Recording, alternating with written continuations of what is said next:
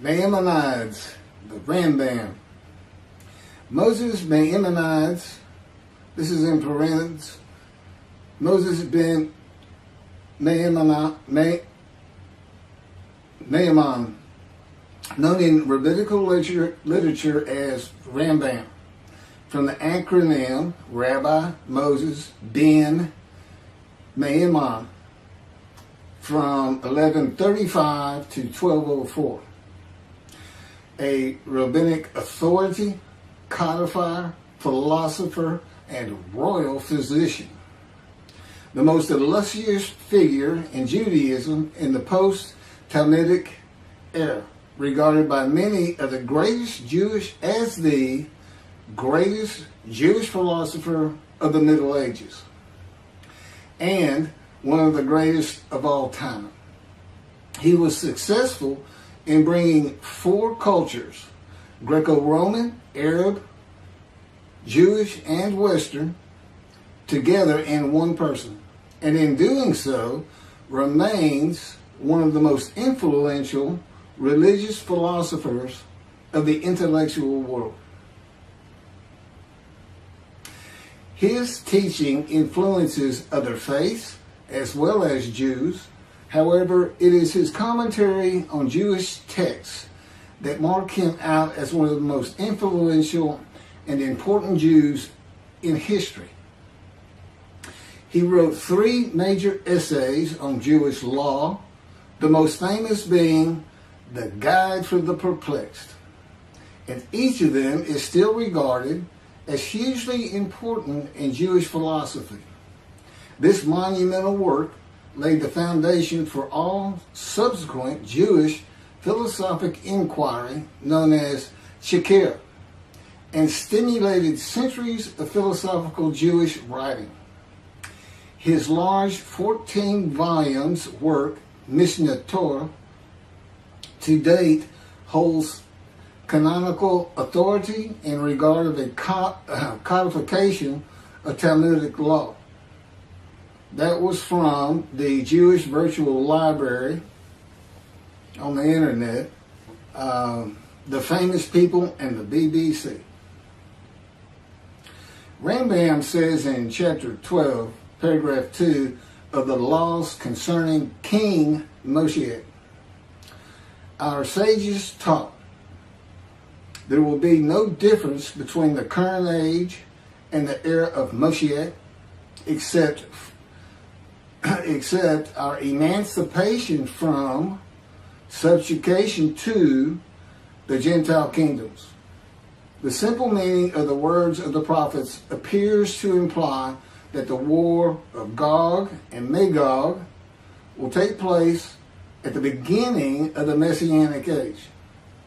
Before the war of Gog and Magog, a prophet will arise to rectify Israel's conduct and prepare their hearts for the redemption, as it is written. Before I go any further, there will be no war of Gog and Magog. Period. I am Moshiach. This is the the era of Moshiach. And in addition, I'm not here to rectify Israel's conduct. And I would like to think I'm preparing their hearts for the redemption, because it is here. This is from Malachi chapter 3, verse 23. Behold, I am sending you Eliyahu, which is Elijah, before the advent of the great and awesome day of God. He will not come in order to declare the pure impure, nor to declare the impure pure. Nor will he come in order to disqualify the lineage of those presumed to be of flawless descent, nor to validate lineage which is presumed to be blemished. And I agree. Rather, he will come in order to establish peace in the world. As the above prophecy continues, Malachi 3, verse 24, he will bring back the hearts of the fathers to the children. And that is incorrect. I don't come here to bring peace or have the world come to peace or to establish peace in the world. No one can do that. Humanity will never be at peace. It's just not what man is. It's not how things have ever worked. Elijah does not come to establish peace in the world. And again, God dictated this to me. I didn't come up with all this on my own.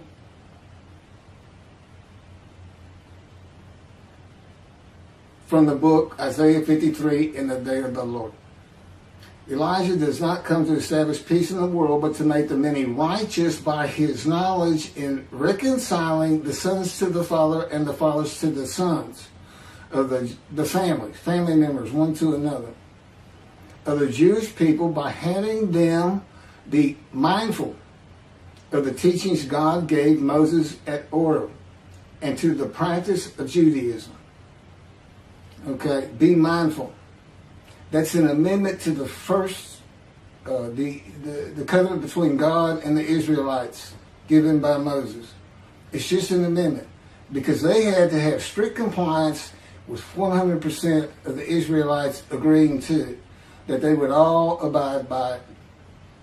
Today he's saying be mindful, and he's also saying it doesn't have to be 100% of the people, those who heed and revere and esteem his name. And he knows it's not going to be all of the Jews, notwithstanding the fact he has forgiven their sins and remembers their iniquities no more. And to be a messenger of the new covenant with sin forgiveness. That's why it's new. There's an amendment to it, and in addition to it is sin forgiveness. That's the only difference. I will be your God and you will be my people. That's the covenant. And it's never changed. It's never gone away. It's new only in the sense that there's been an amendment to it, and in addition to it, and it's a ratification and confirmation of the covenant at Mount Sinai. Or Rambam and the sages say in chapter 12, paragraph 3 of the laws concerning King Moshiach, God makes it real clear. He calls Moshiach, my servant David, a shepherd. He's a teacher. There's been no rabbinic kingdom dynasty that Rambam thinks is coming. And that's all you have. Now there is a slight reference to king and prince throughout the covenant of friendship. That just means leader in this context. He's a ruler amongst the people, not a ruler over the people. This is just Rambam's rendition of what a rabbinic kingdom would be. But it's not in the Hebrew Bible. During the era of the King Moshiach, once his kingdom has been established and all of Israel has gathered around him, the entire nation's line of descent will be established on the basis of his words, through the prophetic spirit which will rest upon him. In the Middle Ages and in antiquity, they believed in prophetic spirits. This will not happen. I do not have a prophetic spirit. The Spirit of God alighted upon me, but he's a person. Now, he helps me. He'll tell me things and teach me things. But there's no such... there's by and large, nobody believes in that kind of thing anymore. That somebody can just prophesy. God prophesied. He has absolute knowledge of humanity from Adam on to the ends of the earth. Okay, now he can tell a man, write this down, or go tell the people this. But that's just coming from him by knowledge. No man gets a spirit upon him and all of a sudden he can prophesy.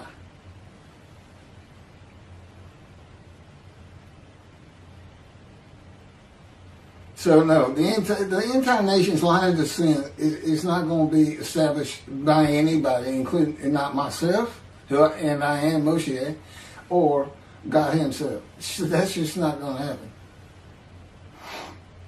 As it is written, he shall sit as a refiner and purifier. He will purify the lineage of the Levites first, stating that this one is a priest, a defined lineage. And this one is a Levite, a defined lineage. Rambam basis for this belief is a verse in the book of Ezra, chapter 2, verse 63.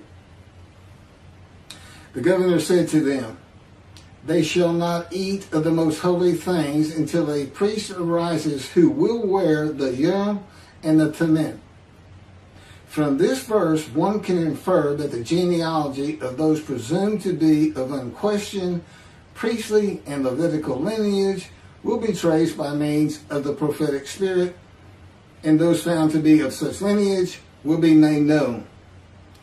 He will define the lineage of the Israelites according to their tribe alone, i.e., he will make known each person's tribal origin, stating that this one is from this tribe and this is from another tribe.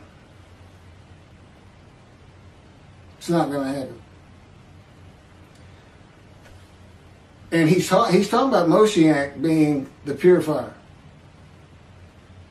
He got that wrong too. He shall sit as a refiner and purifier from the first paragraph of chapter 12. Paragraph 3 is not Moshiach. God purifies and refines. And he comes with Elijah and the angel of the covenant that you desire. Rambam says the prophetic spirit will rest upon the anointed one. The prophecy of the Hebrew Bible, the prophecies of God. I just gave you my summarization of before I read this, of what I'm about to reread. The difference is, this sounds better, and this is what God dictated.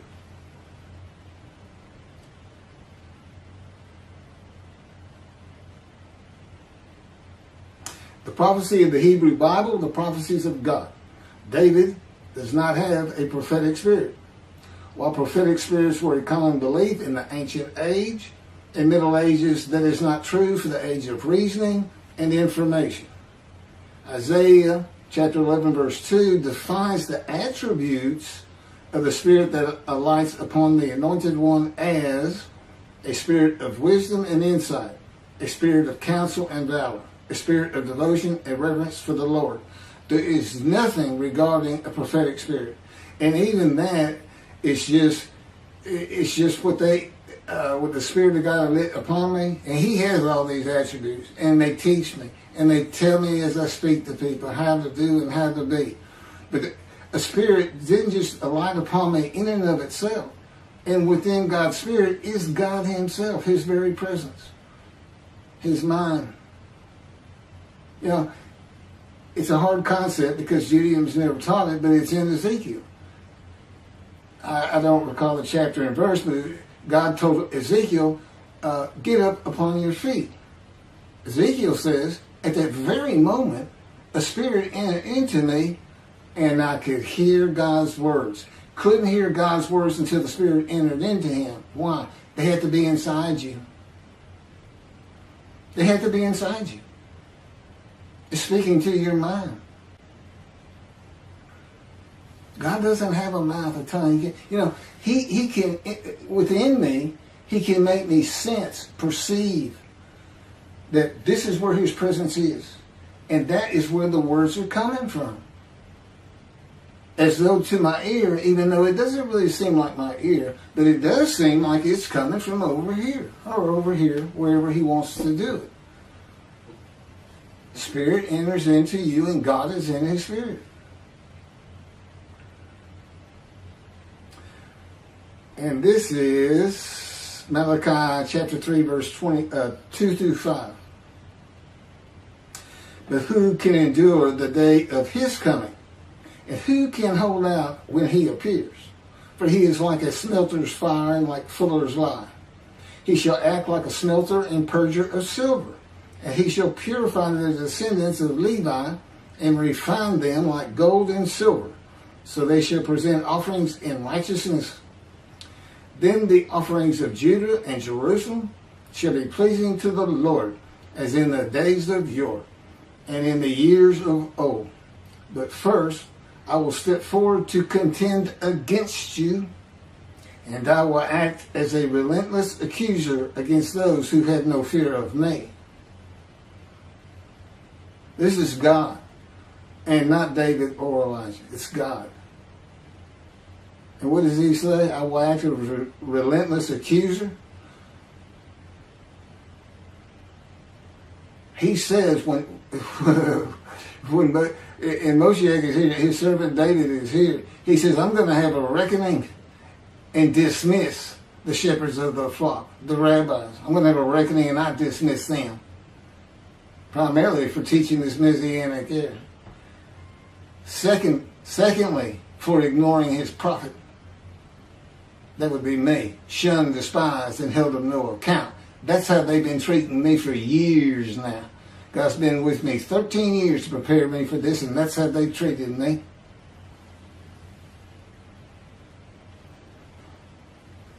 In Hebrew writing, it is common to express the same idea twice. Okay, God's telling me to move on. I don't need to hear that.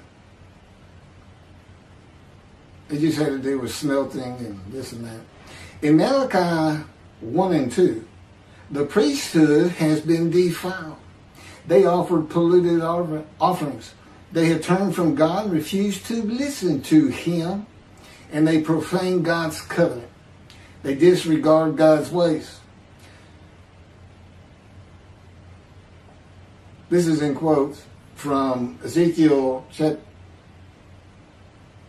Well, it's in quotes anyway. Those who have no fear of me would be the priestly tribe of the Levites, and not pertaining to genealogy or tribal lineage, but to Ezekiel 34. Thus said the Lord God, I'm going to deal with the shepherds. I will demand a reckoning of them for my flock, and I will dismiss them from tending my flock. It's Ezekiel chapter 34, verse 10. Then I will appoint a single shepherd over them to tend them, my servant David. Again, that's Moshiach. He shall tend them. He shall be a shepherd to them. Not a king. I, the Lord, will be their God. My servant David shall be a ruler among them. I, the Lord, have spoken, and I will grant them a covenant of friendship. Malachi chapter 3, verse 3 says that he shall purify the descendants of Levi and refine them like gold or silver, so that they shall present offerings in righteousness. This would be those rabbis who accept the words of the prophets of God as interpreted in this day of reasoning and information, and not as interpreted in the ancient age and middle age. If you want to be purified, if you want to get out from under the dismissal, you're going to have to learn everything God dictated to me in Isaiah 53 in the day of the Lord, and the second book, the life of God's righteous servant of Isaiah 53, which is my life.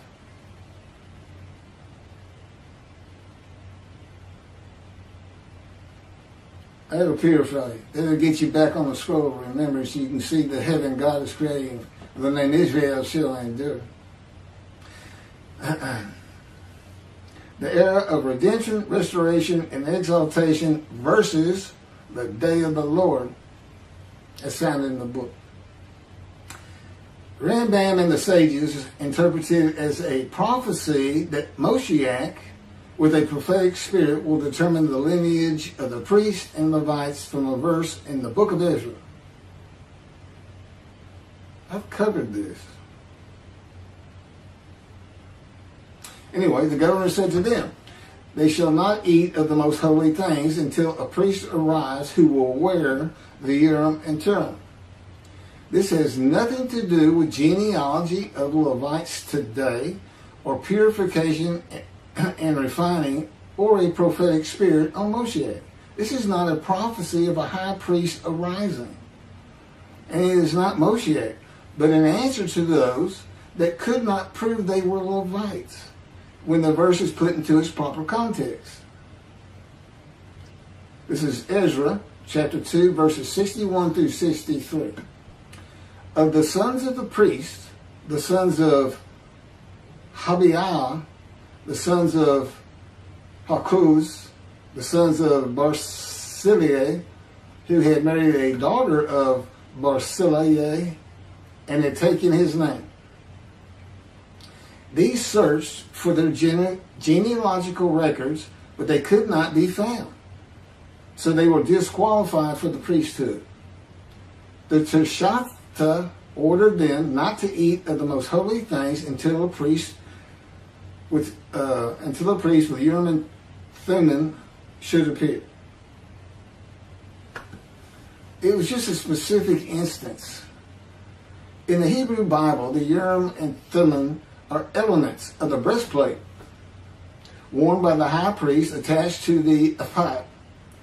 They are connected with divination in general and kleromancy in particular, a belief in antiquity and the Middle Ages rarely believed in today. Two objects used by the high priest to answer a question or reveal the will of God. The ephod was made of fine linen and consisted of two pieces which hung from the neck and covered both the back and front, above the tunic and outer garment. Kleromancy is a form of sortition, a casting of lots.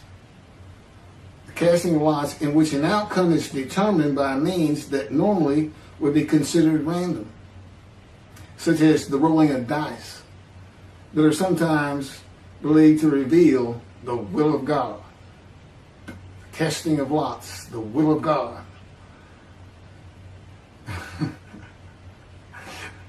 This is not believed in today. Ezra is not a book of the prophets. Teshachta was not a prophet and did not speak the words of God. Few people believe in divination and kleromancy today, matters and things of the Hebrew Bible written for an era gone by. In summation, as great as this man was, and we're talking about the year 1200 or so when he died, born in the 1100s, he was an incredible man. There's no doubt about it. But he didn't have the science, the medicine, the knowledge, the information, the ability to get information that we have today. It's a different time. We just don't believe in some of these things they believed in. You can't just say our sages say. Now, Rambam also, I can't believe it's not in here. He said Moshiach is going to perfect the world, and the entire world is going to speak Hebrew. Okay? And he gets that from Zephaniah chapter 9, verse 10. God says, and I think most people have heard this phrase, they shall be a people of a pure speech. He takes that to be the people of the world. Well, the only problem is that, read verse 9.